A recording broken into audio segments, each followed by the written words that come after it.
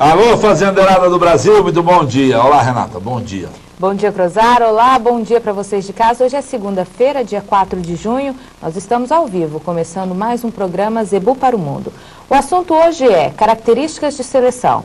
Você de casa, acompanhe o programa com a gente. Se surgir alguma dúvida, já sabe, é só participar. O número do nosso telefone é o 16-2105-2214 e o nosso e-mail contato@zebuparomundo.com. A nossa entrevistada de hoje é Roberta Gestal. Tudo bem, Roberta? Bom dia. Bom dia, Renata. Bom dia a todos. Bom dia, Cruzar. Obrigada pelo convite. É um prazer, uma satisfação representar a NCP, o Programa Nelore Brasil, aqui. A Roberta é zootecnista, formada pela FASU, é mestre em melhoramento animal pela Unesp de Jabuticabal e é a gerente técnica da NCP, Cruzara. E ela é muito própria, se ela, viu, Roberta? Sim. Caiu alguma coisa. Era muito próprio se você trabalhasse com gestão, né? Tava legal, né? Gestal. Gestão. Gestal. Eu nunca vi alguém que tivesse esse sobrenome Gestal, a não ser você, acho que não tem mesmo, né? Não é...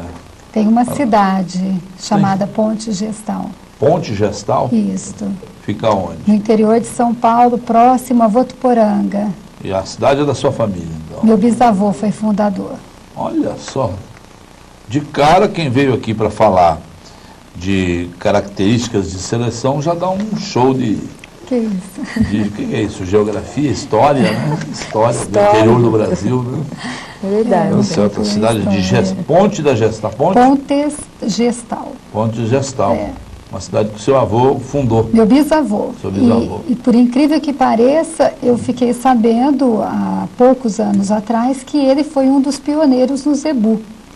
O meu pai me contava sobre um touro G que eles tinham na fazenda, e quando eu fiz um retrospecto com as datas, e através também do PUGD e da CFM, eu fiquei sabendo que o meu bisavô tinha sido um dos pioneiros no zebu. Criava zebu. Então, o fato de eu trabalhar com zebu, com genética, realmente é genético. É genético, né? Já está no sangue da família. Pois é. E hoje a gente escolheu esse tema, Roberta, características de seleção. Então, quem está acostumado a fazer seleção já, né, grandes criadores, já conhece bem algumas características, mas a gente tem muitos pequenos produtores, médios produtores, que estão investindo no melhoramento genético, sabe que o caminho é esse, e às vezes ficam em dúvidas sobre essas características, quais que ele deve utilizar, o que ele deve priorizar ou não. Então, acho que é bom a gente começar falando um pouco dessas características. Quais são essas características de seleção que podem ser trabalhadas dentro de um rebanho? Hoje a gente falando, logicamente, de pecuária de corte. Então, Renata, nós temos várias características. Hoje, a NCP, com o trabalho de melhoramento que ela desenvolve nas raças Nelore, Guzerá e Brahma, e o início de um trabalho com o Tabapuã, nós temos um elenco aí de 13 características a serem trabalhadas dentro de um rebanho de corte. Quando nós paramos para analisar, você pensa assim, 13 características é muita coisa, realmente. Só que algumas delas estão correlacionadas. E a importância de conhecermos a correlação entre essas características. Por isso que o nosso trabalho é um trabalho científico também. Nós não temos só um trabalho de receber dados, analisar e devolver para a fazenda. Nós temos todo um trabalho científico de pesquisa, de teses, por trás dessas informações que nós devolvemos aos criadores. Então, eu elegi aqui algumas características de fácil compreensão para aqueles que têm interesse em desenvolver uma seleção mais detalhada dentro do seu rebanho. Então, eu comecei por peso, que todo mundo conhece, né, peso. Habilidade materna, que é a capacidade da fêmea em criar bem o seu bezerro, né. O perímetro escrotal, relacionado com a precocidade sexual, mas também com a fertilidade, né? A stayability, que é o tempo de permanência de uma fêmea dentro do rebanho, e o período de gestação, que eu queria falar um pouco mais sobre a importância do período de gestação dentro das raças zebuínas, e a gente entender o porquê que ela passa a ser uma característica tão importante quando nós pensamos na seleção a pasto, que é onde é criado o nosso zebu. Mas hoje a gente vê os produtores sempre falando de peso. né, eles dão muita importância ao peso dos animais. Isso está certo, está errado? Ele tem realmente uma importância maior do que as outras características ou não, Roberta? Renata, o peso foi muito importante para nós. Foi no passado?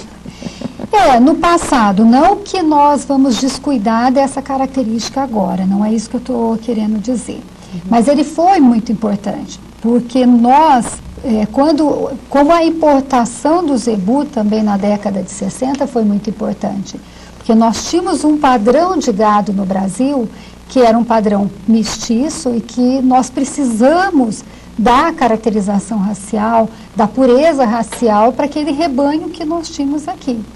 Então, o peso foi muito importante porque era uma característica fácil, é uma característica que nós conseguimos visualizar no animal. Várias pessoas conseguem diferenciar um animal pesado de um animal leve, correto? Isso, no campo, nós temos pessoas que falam, esse animal pesa 12 arrobas, esse animal pesa 15 arrobas, esse animal pesa 18 arrobas. Então, é uma característica fácil de ser trabalhada. Mas hoje nós sabemos que o peso, somente o peso de balança, ele não é mais um indicador para nós.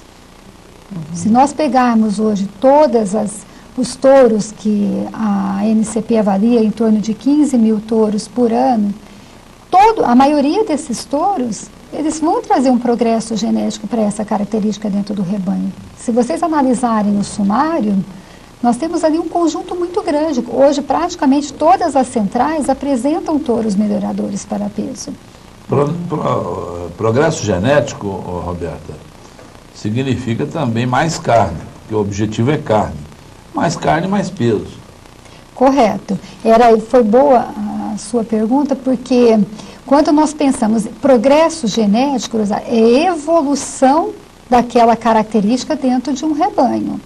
Então, se hoje a média de peso do rebanho a desmama é 200 quilos, progresso genético significa que futuramente nós vamos trabalhar para que a média de peso a desmama se torne 250 quilos. Isso é progresso, você sair de 200 para 250. O raciocínio é em cima do coletivo. Do coletivo. Agora, quando você me perguntou sobre mais carne, sim, por isso que eu falei, o peso, esse peso de balança, ele não nos garante que o animal terá ou não mais carne, que ele será precoce no acabamento ou não.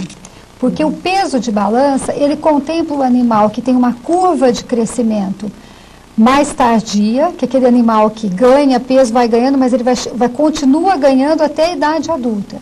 E aquele animal que tem uma velocidade de peso quando é jovem, de crescimento quando é jovem, e depois ele para.